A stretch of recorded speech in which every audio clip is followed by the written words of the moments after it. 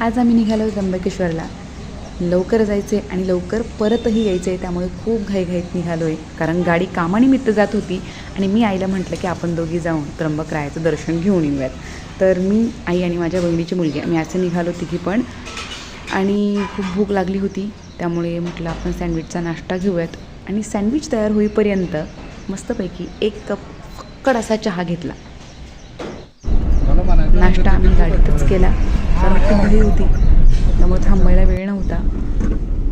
आणि मग पुढचा प्रवास सुरू झाला. असं मस्तपैकी नाश्ता करत करत मी आजूबाजूचं निसर्गरम्य वातावरणही बघत होते. आणि मला रस्त्याने जाताना वेगवेगळी घरं, छान छान आकर्षित करणारी ज्या ज्या गोष्टी आहेत ते बघत जायला खूप आवडतं. मी पर्सनली खूप निसर्गप्रेमी असल्यामुळे निसर्ग, जंगल लागलं की माझं लक्ष फक्त झाडं, झुडपं आणि जंगलांकडे असतं. आणि त्र्यंबकेश्वरला जाईपर्यंत रस्ता संपूर्ण असाच होता. जंगल, कोकण, काही कोकणी भाग लागला आहे, गिरनार आणि तिकडे लागणारे रिसॉर्ट, खूप छान छान छान छान ठिकाणं बघितली. आणि असं बघत बघत आम्ही फायनली पोहोचलो त्र्यंबकेश्वरला. पोहोचल्यानंतर मग आई म्हणाली की मला भूक लागली आहे, कारण तिचा होता उपवास. आम्ही सँडविच खाल्ले होते पण तिने काहीच खाल्लेलं नव्हतं. मग आम्ही इथेच एक जवळ कुठेही लांब न जाता शिवप्रसाद भोजनालय म्हणून होतं. मी सजेस्ट करेन तुम्हा सगळ्यांना की इथे या आणि इथलं जेवण अप्रतिम आहे. मला साबुदाण्याची खिचडी प्रचंड आवडली, अगदी घरच्यासारखं होतं. सांगितलं तसंच त्यांनी बनवून दिलं. कधी कधी आपण मोठ्याच्या शोधात असं छोटंसं काहीतरी सोडून देतो. आणि छोटेखानी हॉटेलमध्ये थांबलं पण खूप छान होतं.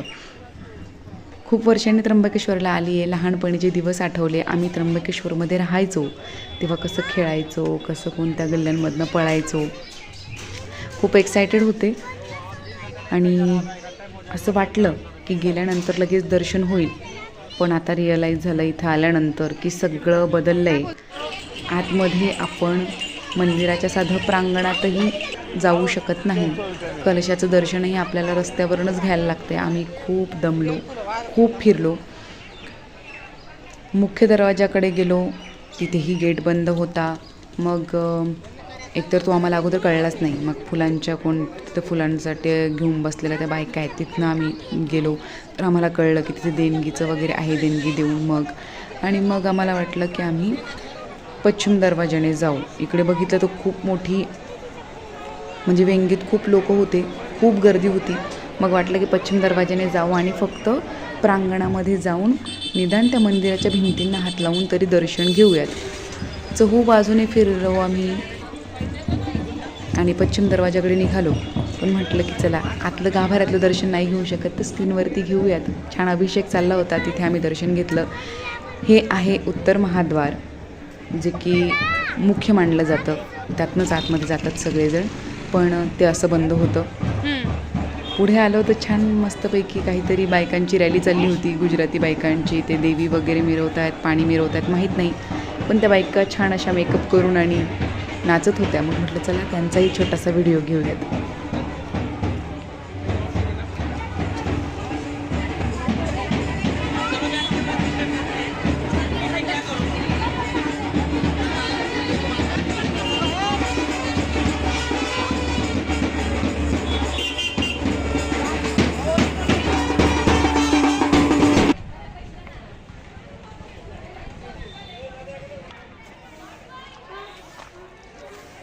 आणि ही आहेत जुनी मंदिराची, आम्ही एंट्री करायचो लहान असताना. आता आपण चाललो आहे जुन्या महादेवाच्या मंदिराकडे.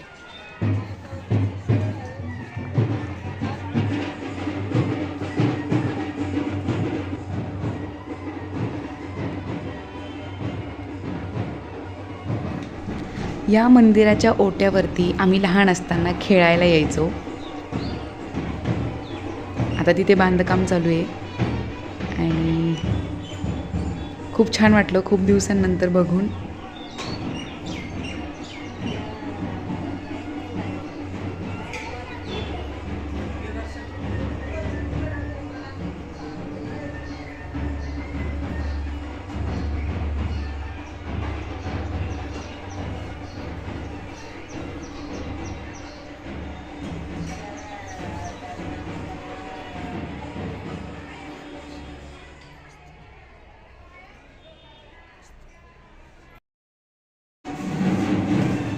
हे मंदिर मुख्य मंदिराच्याही खूप अगोदरचं म्हणजे खूप पुरातन आणि प्राचीन मानलं जातं.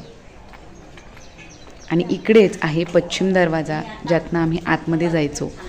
इकडे आलो आणि कळलं आहे की तो दरवाजाही बंद आहे. म्हणजे यांनी आतमध्ये गाभाऱ्यात तर नाहीच जाऊ शकत, पण आपण साधं प्रांगणातही दर्शनाला जाऊ शकत नाही. खूप वाईट वाटलं. खूप बदललं आहे आणि नेमकी नावं कशाला ठेवावीत हेच कळत नाही आहे.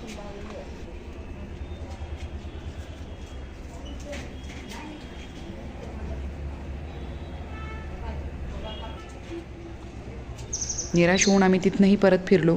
मंदिराच्या चहूबाजूंनी फिरल्यानंतरही आम्हाला दर्शन झालं नाही. आम्ही डायरेक्टली म्हणजे पश्चिम दरवाजाकडनं बाहेरच आलो. मग म्हटलं की जाऊ देत, आपण गायत्री मातेचं दर्शन घेऊयात. आता मुख्य दरवाजाकडे गाभाऱ्यात किंवा प्रांगणात दर्शन नाही म्हटल्यानंतर इतर मंदिरांकडे गर्दी होणारच, साहजिकच. हे आहे गायत्री मातेचं मंदिर. इथेही खूप गर्दी आहे, त्यामुळे आतमध्ये शूट नाही घेऊ शकले मी. मंदिर अतिशय सुंदर आहे. हे सुद्धा खूप पुरातन काळातलं मंदिर आहे. हे ओटे, ही छोटे छोटेसे मंदिरं, ती शेजारी वाहणारी नदी, हे आमचं खेळण्याचं अंगण होतं, जिथे अजिबातही गर्दी राहत नव्हती. आता इतकी गर्दी आहे की नाही, खेळायला जागाच नाही आहे. म्हणजे तिथे लहान मुलं, तिथली लोक मला दिसलीच नाही. मग आम्ही इथनंच दर्शन घेतलं आहे बघा, ओट्यावरनं कलशाचं दर्शन घेतलं आणि निराश होऊन आम्ही परत निघालो. नदीच्या काठी अतिशय घाण आणि कचरा करून ठेवला लोकांनी. खूप अस्वच्छ असं दिसलं मला. हे तळं जिथे आम्ही यायचो, खेळायचो, तिथे बोटी आधीपासून होत्या या तळ्यामध्ये. ते एक मुख्य आकर्षणाचा भाग होता आणि आता त्यात मासे सोडलेत, त्यामुळे लोकांची आणखीनच जास्त बघण्यासाठी गर्दी व्हायला लागली आहे. पाणी अगदी अस्वच्छ होतं. ऑरेंजवाला गेला ते बघ, तिकडे पण आहे ऑरेंजवाले. थोडा वेळ इथे विरंगुळा केला आणि मग आम्ही खूप थकलो होतो, कारण मंदिराच्या चहूबाजूने आम्ही जाण्याचा मार्ग बघत होतो. मग दर्शनं घेतली आणि तळपतं ऊन वरती जाम झालो होतो आम्ही.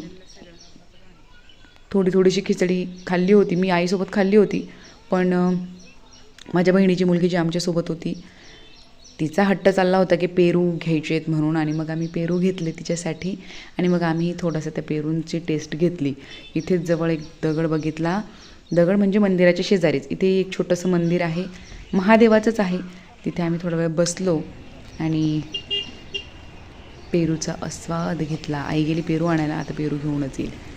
येस, असं मस्तपैकी मीठ मिरची लावून कट करून तिने आणला होता.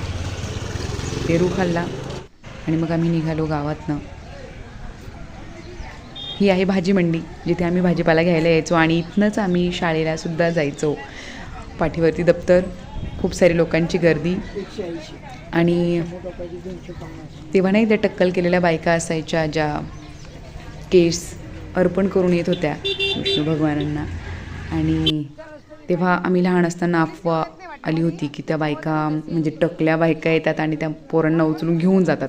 माहीत नाही खरं होतं खोटं होतं, पण त्यावेळी तशी अफवा होती. त्यामुळे आम्ही जे काही टक्कल केलेल्या बायका बघितल्यानंतर गल्लीने पळत सुटायचो. शाळेत जाण्याची भीती वाटायची. आणि आत्ता ते जर आठवलं त्या गोष्टी तर हसायलाही येतं.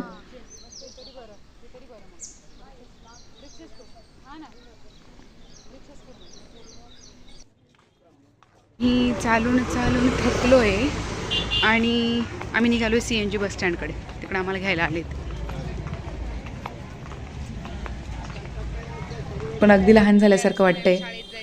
म्हणजे त्यावेळेची बॅग घेऊन चाललेली मला आठवले आणि असं झालं की बापरे, मी ह्याच गल्ल्यांमध्ये चालत जायचे, असं तसं.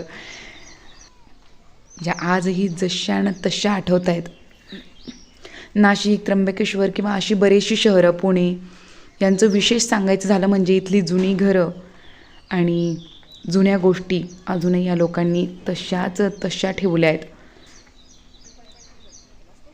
मला तर अशी जुने वाडे, जुनी घरं बघायला खूप आवडतं. हे बघा, पाटाईचं मंदिर आहे, सत्यनारायणाचं मंदिर, तेही जसं तसं.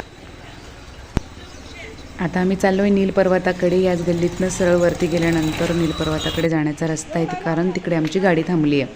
पुढचं मी काहीच घेतलं नाही, कारण छोटासा ॲक्सिडेंट होता राहिला आणि मग मला इथेच व्हिडिओ थांबावा लागला. तर कसा वाटला आजचा व्लॉग कमेंट करून नक्की सांगा. आजच्या पुरतं इतकंच. Bye bye.